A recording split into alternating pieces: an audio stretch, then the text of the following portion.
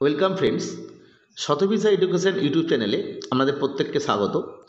আমরা জানি যে আজকের ডেটে 25শে সেপ্টেম্বর আপার প্রাইমারি 2016-এর অর্থাৎ ফার্স্ট এসএলএসটির যে পরীক্ষা তার যে ফাইনাল রেজাল্ট সেটা প্রকাশ হয়েছে। যদিও এটা নিয়ে আমরা জানি আগেও প্রকাশ হয়েছিল, সেই নিয়ে সমস্যা তৈরি হয়েছিল। যাই হোক, আপাতত আজকের ডেটে একটা ফাইনাল রেজাল্ট পাওয়া গেছে এবং এর কাউন্সেলিং প্রক্রিয়া ধীরে ধীরে হবে। এবং সেই কাউন্সেলিং প্রক্রিয়া কবে হবে, কী কী ডকুমেন্টস নিয়ে যেতে হবে, সেই তথ্য আমরা ধীরে ধীরে আমাদের চ্যানেলে আপলোড করব। অবশ্যই চ্যানেলটিকে সাবস্ক্রাইব করে রাখবেন তথ্যগুলো পাওয়ার জন্য। আর আজকের ভিডিও পছন্দ হলে অবশ্যই লাইক করবেন। আজকের আমাদের আলোচ্য বিষয় যে জয়েনিং স্যালারি, অর্থাৎ আপনি যদি চাকরিতে জয়েন করেন, জয়েনিং স্যালারি ঠিক এই মুহূর্তে কত হবে। এবং আর একটা বিষয়, আমরা জানি আপার প্রাইমারি পরীক্ষাটা যেহেতু অনেকদিন আগেকার পরীক্ষা, ফলে অনেক ছাত্রছাত্রী হয়তো বিভিন্ন ডিপার্টমেন্টে, সেটা এসএসসির হতে পারে, পিএসসির হতে পারে, বা রেলওয়ে সার্ভিস, ব্যাংক, বিভিন্ন জায়গায় চাকরি পেয়ে গেছে। ফলে তারা এই স্যালারি স্ট্রাকচারটা দেখে বুঝতে পারবেন যে তারা এই ডিপার্টমেন্টে আপার প্রাইমারি যে চাকরিটা পেয়েছেন সেটাতে আসবেন কি আসবেন না। যদিও স্যালারি ছাড়া আরও অন্য কারণ থাকতে পারে, কারণ অনেকে দেখেন যে যে আমার যে চাকরিটা সেটা অনেক দূরে হয়েছে, এটা কাছে হবে, যাই হোক সেটা আলাদা ব্যাপার। মোটামুটি স্যালারি দেখে যারা ভাবছেন যে আসবো কি আসবো না, তাদের জন্য এই ভিডিওটা খুব কার্যকরী হবে। বা যারা ফ্রেশ ক্যান্ডিডেট, তাদের জন্যও খুব কার্যকরী, কারণ তারাও বুঝতে পারবেন যে তারা স্টার্টিং স্যালারি কবে পাবে। যাই হোক, চলুন আমরা দেখে নিই এরপরে এই আপার প্রাইমারি জয়েন করার সময় ঠিক এই মুহূর্তে আপনার মাইনে কত হবে। আপনারা জানেন যে বর্তমানে যে স্যালারি স্ট্রাকচার চলছে পশ্চিমবঙ্গের ক্ষেত্রে, সেটা হচ্ছে রোপা 2019। এই রোপা 2019 অনুযায়ী আপনার যে স্যালারি স্ট্রাকচার আছে সেটা কি। আপনি যখন আপার প্রাইমারিতে জয়েন করবেন, এক্ষেত্রে বলে রাখা ভালো, আপার প্রাইমারি এবং 9-10 এই দুটোর ক্ষেত্রে কিন্তু স্যালারি স্ট্রাকচার সেম। অর্থাৎ আপনার 9-10-এর যা মাইনে এবং আপার প্রাইমারিরও সেই একই স্যালারি, অর্থাৎ সেম স্কেল আর কি। যে বিষয়টা সেটা হচ্ছে যে আপনি যখন জয়েন করবেন তখন আপনি স্যালারি স্টার্ট করবেন রোপা 2019 অনুযায়ী লেভেল 11-র যে পে স্কেল সেটা নিয়ে। লেভেল 11-র পে স্কেল মানে আপনি বেসিক পে পাবেন 33,400 টাকা। আপনি ডিএ অর্থাৎ ডেয়ারনেস অ্যালাউন্স যেটা, সেটা পাবেন বর্তমানে 14% হিসাবে চলছে, এবং যেটা অ্যামাউন্ট হচ্ছে 4,676 টাকা। ঠিক এই চারে যেটা আপনি পাবেন সেটাও পাবেন 12%, এবং 12% হিসাব করলে আপনার দাঁড়াবে 4,008 টাকা, অর্থাৎ 12% হিসাবে 4,008 টাকা। অবশ্যই এগুলো বেসিক পে এর উপরে।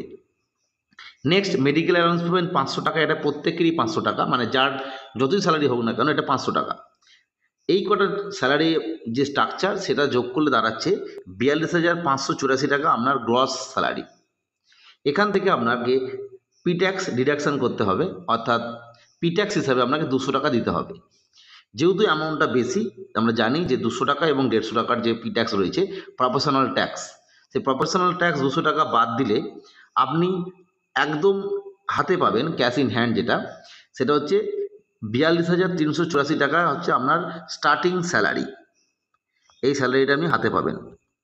অবশ্যই পরবর্তী সময়ে আপনার যে পরবর্তী যে ফাইন্যান্সিয়াল ইয়ার আসবে তখন গিয়ে আপনাকে, যদি সেটা 6 মাসের পরে আসে, তাহলে আপনার যে পিএফ হবে, প্রভিডেন্ট ফান্ড, সে অ্যাকাউন্ট তৈরি হবে, এবং সেই প্রভিডেন্ট ফান্ড অ্যাকাউন্টে আপনি আপনার মতো করে নির্দিষ্ট পার্সেন্টেজ, মানে মিনিমাম যে পার্সেন্টটা আছে সেটা কাটাতে হবে, এবং ম্যাক্সিমাম কিছু পার্সেন্টেজ আছে সেটা আপনি কাটাতে হবে। যাই হোক, সেটা হলো বিষয়, সেটা আপনার এই টাকা পরবর্তী সময় আপনি ফেরতও পেয়ে যাবেন। বিষয়টা হচ্ছে আজকে যেটা আলোচনা করবো বলেছি, আর একটা বিষয়, সেটা হচ্ছে যারা অন্য ডিপার্টমেন্টে ইতিমধ্যে চাকরি পেয়ে গেছেন তারা কি করবেন। বিষয়টা হচ্ছে, আমরা জানি যে আপার প্রাইমারির এই যে এক্সামটা, এই এক্সামটা কিন্তু অনেকদিন আগেকার, মানে এটা আপার প্রাইমারি 2016 বলা হচ্ছে বটে, কিন্তু এর আগে কিন্তু ফর্ম এন্ট্রি যেটা, এটা কিন্তু সে অনেক আগেকার কেস। ফলে অনেকে, এই ছাত্রছাত্রীরা হয় প্রাইমারি টিচার হিসেবে কাজ করছেন, বা কেউ ক্লার্কশিপে চাকরি পেয়েছেন, বা এসএসসির কোনো পরীক্ষায় চাকরি পেয়ে গেছেন, বা পিএসসির অন্যান্য যে পরীক্ষাগুলো হয়, মিসেলেনিয়াস সার্ভিস কি ডাব্লিউবিসিএস, চাকরি পেয়ে গেছে। ফলে যারা মোটামুটিভাবে স্যালারি বেশিতে চাকরি করছেন তারা তো কোনোভাবেই এই এই সার্ভিসে আসবেন না। কিন্তু যারা দেখা যাচ্ছে যে রিসেন্ট জয়েন করেছেন এবং স্যালারি ঠিক কাছাকাছি, তারা কি করবেন। কারণ আমরা জানি যে প্রাইমারির ক্ষেত্রে যদি প্রাইমারি সার্ভিসে আপনি জয়েন করেন তাহলে আপনার মাইনে প্রায় 37,000 মতো হবে, অর্থাৎ স্টার্টিং স্যালারি 37,000। প্রাইমারি নিয়োগ লাস্ট আমরা জানি 2022 সালে হয়ে গেছে, যেটা মানে 23-এ জয়েনিং হয়েছিল প্রাইমারি রিক্রুটমেন্ট প্রসেস।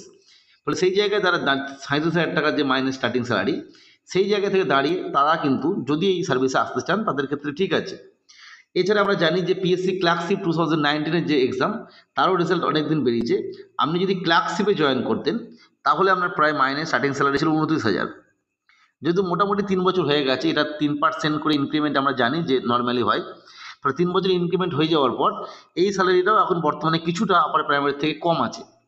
ফলে মোটামুটিভাবে প্রাইমারি স্কুলে যারা রিসেন্ট জয়েন করলেন এবং ক্লার্কশিপ বা গ্রুপ ডিতে যারা জয়েন করেছেন তাদের ক্ষেত্রে স্ল্যাবটা মানে মাইনেটা এখনও বর্তমানে কিছু কম আছে। কিন্তু যারা এই যে পরীক্ষাটা হয়েছিল এই পরীক্ষারই 9-10-এ যারা চাকরি পেয়ে গেছেন তারা অবশ্যই এই সার্ভিসে আসবেন না আশা করা যায়। বা যারা অন্যান্য পিএসসি মিসেলিনিয়াসের বিভিন্ন মানে যে পোস্টগুলো রয়েছে সেখানে চাকরি পেয়েছেন তারাও হয়তো আসবেন না। যাই হোক, আমি আজকে যেটা বলতে চাইলাম যে আপার প্রাইমারির যে চাকরিতে যখন আপনি জয়েন করবেন তখন আপনি এই টাকাটা জাস্ট হাতে পাবেন। এরপরে যারা বিভিন্ন সার্ভিসে আছেন তারা এবার নিজেরা সিদ্ধান্ত নেবেন যে আপনি সার্ভিসে আসবেন না ওটা দিয়ে থাকবেন। কারণ দেখা যাচ্ছে হয়তো আপনি এমন একটা স্কুল পেলেন কাউন্সিলিংয়ের সময়, দেখা গেল সেই স্কুলটা আপনার বাড়ি থেকে খুব কাছে, হয়তো আপনি বর্তমানে যে পোস্টে বা যে ডিপার্টমেন্টে চাকরি করছেন সেখানে তো মাইনে একটু বেশি বা কম যাই হোক, সেক্ষেত্রে আপনাকে বাড়ি থেকে যাতায়াত করতে হচ্ছে। সেটা ট্রান্সফারেবল জব, হয়তো আপনার পক্ষে সেই জবটা করা সম্ভব নয়। আপনি চাইছিলেন একটা এমন জব হোক যেখানে আমি একটা নির্দিষ্ট জায়গাতেই চাকরি করব, যাই হোক বিভিন্ন কারণও থাকতে পারে। সেই জন্যই আমাদের এটা বলা যে মাইনে আপনি কত পাবেন। যাই হোক, পরবর্তী ক্ষেত্রে এই চাকরি সংক্রান্ত আপডেট নিয়ে আমরা আরও আলোচনা করব। সেই তথ্য পেতে চ্যানেলটিকে সাবস্ক্রাইব করে রাখবেন।